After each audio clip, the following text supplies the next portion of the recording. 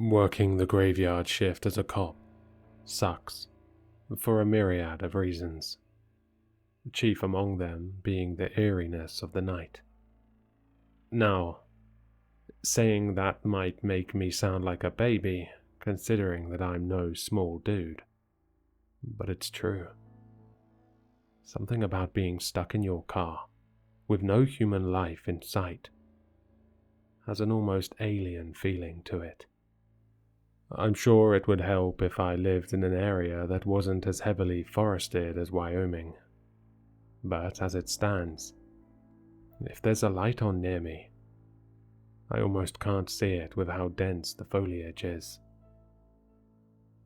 Most nights there's nothing to do, so it's just me and the silence.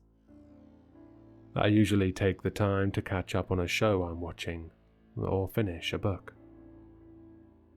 On the off chance I do get a call, it's always something small, like a wellness check or a suspicious character outside a bar. I'm always happy to take these calls though, as it gets me back towards populated areas, rather than some gravel road where they have me scouting for speeders. It's not an exciting job, but it pays the bills. It happened 2 days ago, on a relatively warm night. I was working on my first night shift in a while, after getting back from vacation. Jimmy, the officer who replaced me while I was out, told me that he finally understood what I was talking about when I said it was creepy. I chuckled, assuring him that I would take over for a while, and advised him to bring something to do next time to keep his mind off it. If anyone was able to understand what the transition from day to night shift was like, it would be me. So I tried to make him comfortable. After all, if he started taking them more often, I wouldn't have to sit in the darkness as much. He handed me the keys and I had an idea. This was the only night shift I was scheduled for that week. Why not make it a little more bearable? I decided to invite him along. He could either sit at a desk all night in a dimly lit precinct with only one other person, or hang out and shoot the shit in the cruiser. Honestly, I don't think the blinding white walls of the station are that much more comforting than the darkness, and I think he agreed, because he accepted the offer pretty quickly. We parked on one of our designated hiding spots and settled in, watching some shitty horror movie and cracking open a few beers. Sure, we shouldn't have been doing that, but who was going to arrest us for it? We weren't small guys either, so it's going to take a couple more than a few beers to get us tipsy. We also didn't expect to be moving much, until my work phone rang.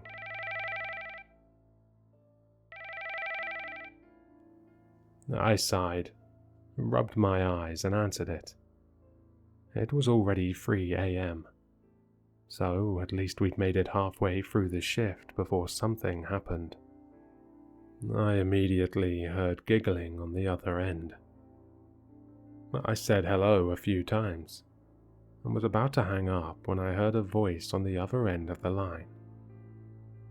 It was Brian, the only other officer on duty that night, and he was in charge of manning the station's phone. Usually, he was as monotone as a depressed robot, so to hear him laugh was already weird. Hey Tom, how's it going? I can't complain. Just living the high life with Jimmy here. What's up? You're not gonna believe this shit. I got an emergency call from the old Amek factory on McHaven Road. How? That place doesn't have any power. Or phones, even. That's why I was laughing my ass off.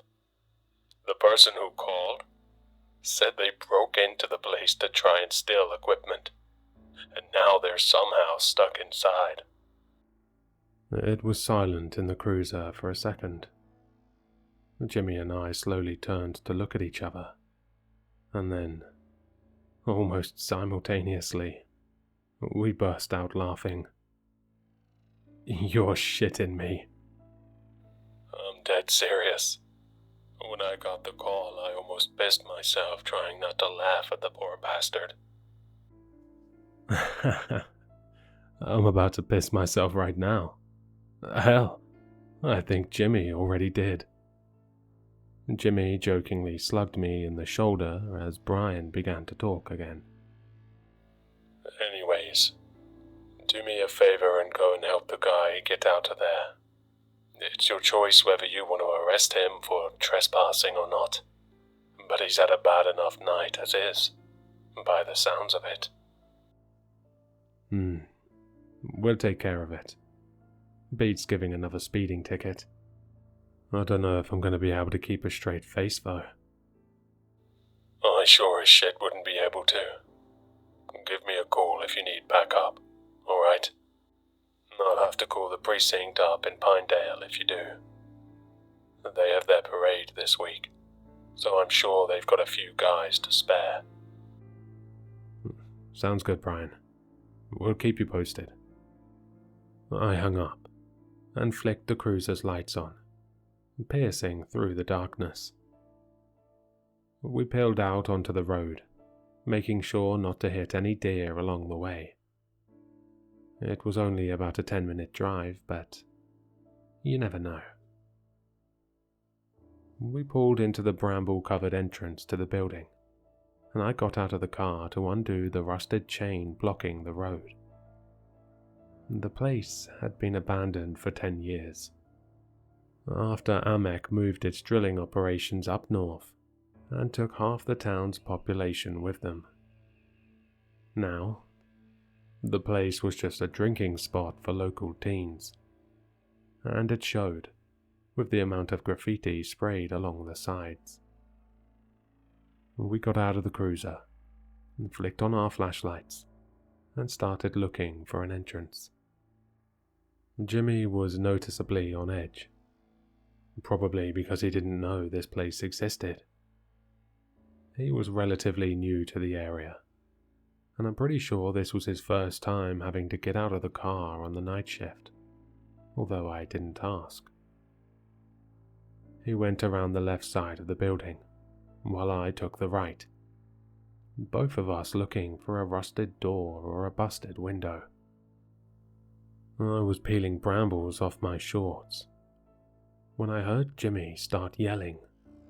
I immediately hightailed it back towards the other side of the building, hand on my holster, preparing for the worst.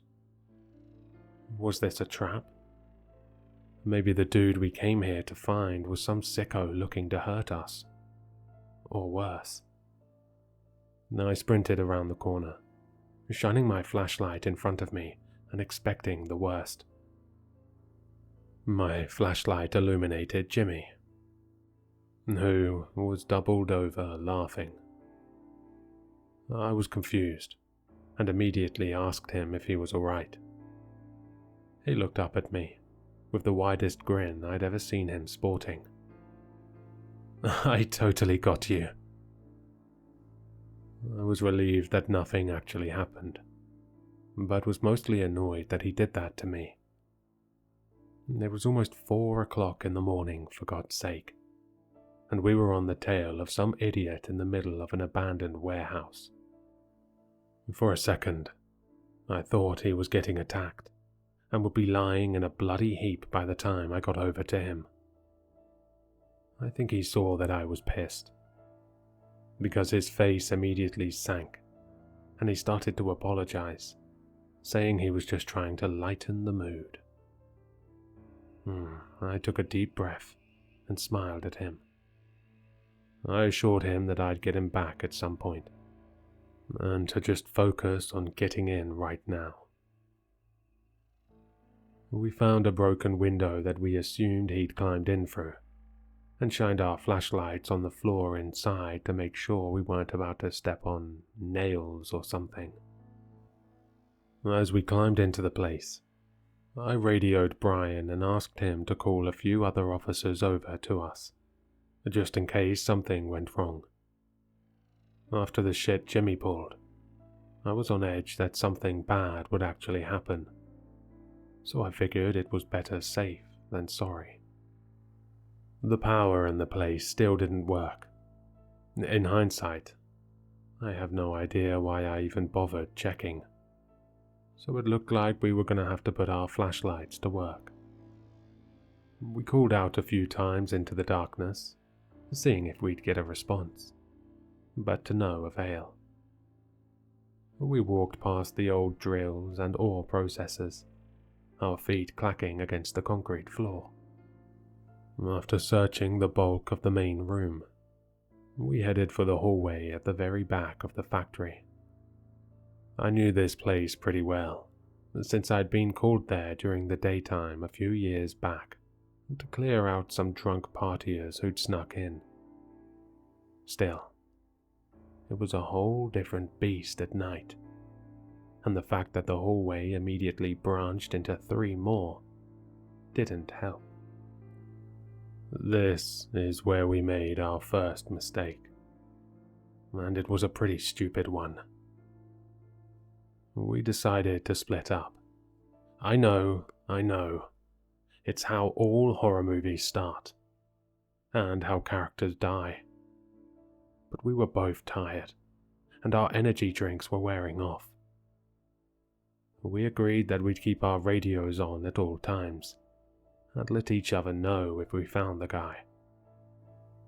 At this point, I'd assumed that he'd found his way out and ran into the woods in fear of being arrested, but we still had to sweep the place just in case.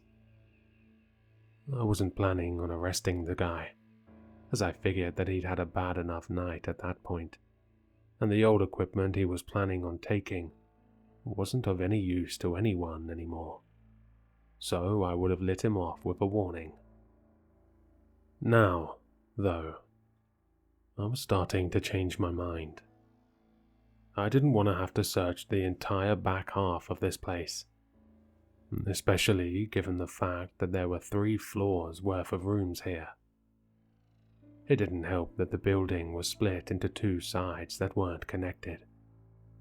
So, if one of us found something, the other would have to walk all the way over to them. I was starting to understand why this place wasn't used anymore. Every time I passed a room, I'd shine my flashlight in and call out. As evidenced by Jimmy's voice over the radio, he had a similar system going on. When I reached the first room of the 2nd floor, he was already on the 3rd, so I warned him to slow down a little bit, just to make sure that each room was completely clear. I was met with complete silence, and repeated myself. Still, nothing. Hey, Tom, I see something. What is it? Down the hall from me, there's a hand sticking out of the doorway. I stopped in my tracks. What do you mean? There's a hand, waggling its finger at me. I'll be right over. Don't go near it. Don't do shit. Slowly back up, in fact. I started towards the stairs, admittedly slower than I should have. At this point I was creeped out, but the rational side of me was telling me that someone had gotten stuck and was motioning for Jimmy to come closer to help them. When I reached the 1st floor of my building, the other side of me started screaming at me to get a move on, and that's the side I started listening to. As I approached the entrance to the other building, My radio suddenly erupted. Tom? What? What is it? There's a face. There's someone looking at me. I didn't respond. I just broke into a sprint towards the access door at the end of the hall. I grabbed the handle and pushed. It didn't budge. I rammed my shoulder into it, screaming Jimmy's name. Behind the door, I heard faint yelling. The door finally gave out, and I started sprinting up the dark staircase. I took my gun out of my holster. Whatever was going on up there, it wasn't good. I reached the entrance of the 3rd floor, and again, the door was locked. I bashed my shoulder into the door once again, calling his name. This time, though, there was no response. No screaming. Just silence. I drew my pistol and unloaded almost the entire clip into the lock. The door still didn't budge. Something had to be blocking it from the other side. I slammed against the door so hard that things started flying off of my belt. First my knife, then my taser, then my flashlight. I stopped for a second to pick it up, but it just kept rolling until it hit the edge of the stairwell and fell down. I couldn't see shit anymore, but I didn't have time to go get it. The door was starting to push open, and I had to get through. I kicked it so hard I thought I broke my ankle, but I didn't care. It finally caved in enough for me to slip through into the hallway. I once again called out Jimmy's name, and as my eyes adjusted to the darkness, I saw a light on at the end of the hallway. Not a flashlight, but a very dimly lit room. Standing in the doorway was a silhouette. It had to be him. I called out to him again, but didn't step closer. The silence was broken when the giggling started.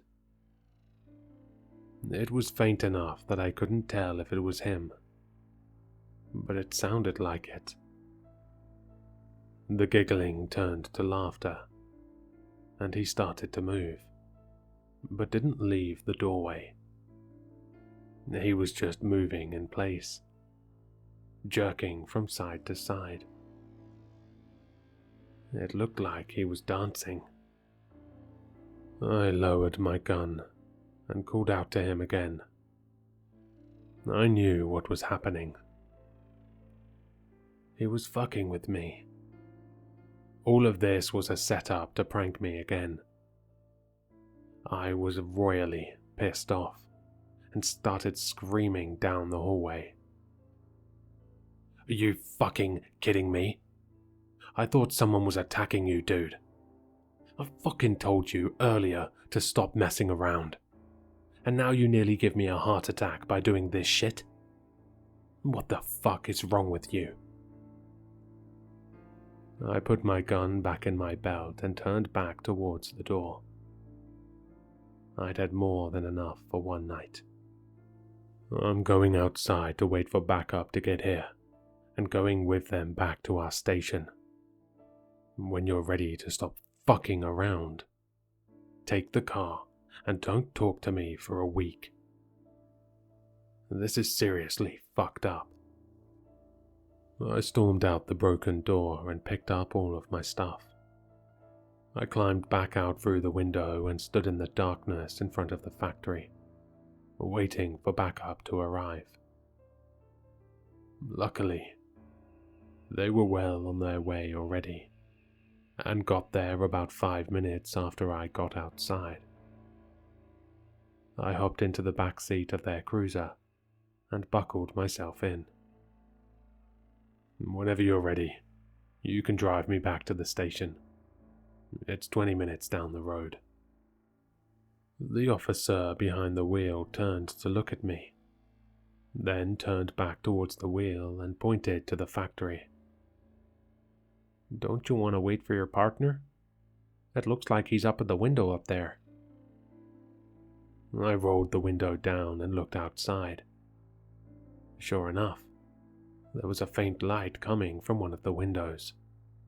What looked to be a flashlight beam, illuminating someone's silhouette. He'll take our car back to the station. I'm pissed off at him right now, so he can take care of it. With a nod, the officer shifted into reverse, and we backed out onto the main road. Once we got back to the precinct, I thanked him for the lift and immediately hopped into my truck and drove back home. I was exhausted and didn't really care to wait for Jimmy to bring the car in. Jimmy didn't show up for work yesterday, and he didn't return the car either. We thought he'd just taken a sick day and forgot to phone in, or maybe he was scared to face me after his little prank backfired. Everyone I told about it seemed to be on my side, and maybe he knew I'd tell people about it, so I thought he was afraid of corrective action. At least, that was my theory yesterday. He didn't show up today either, and everyone started to get a bit worried, even me. We sent a couple of officers out to the factory to see if he had left in the cruiser, or took an Uber home and left it there. Sure enough, it was parked in the same spot. When they saw this, they phoned me to come in to help search the area, just in case. It was my day off, so I was irritated, but I did hope he was okay. So I relented. We searched the entire factory, and didn't find anything until we got to the third-floor hallway that we'd been on a few days ago. I got up the stairs last, and found one officer vomiting in the corner of the stairwell, and the other shielding his eyes in disgust. I pushed past them and walked into the hallway. The floor was stained with a trail of blood, leading towards the end of the hall. There, hanging from the doorway, was Jimmy. He'd been absolutely mangled. His stomach was eviscerated, and his eyes and tongue were missing. Most notably, though, were his arms and legs. The veins had been almost completely ripped out of them, and braided so tightly together that they formed makeshift ropes. Seeing this, I didn't immediately join the officer in vomiting. I just stood there, completely stunned. That changed, though, when I walked into the room behind his body. Above him, attached to the doorway, was a makeshift pulley system. A system that his veins had been run through, almost like he was a puppet.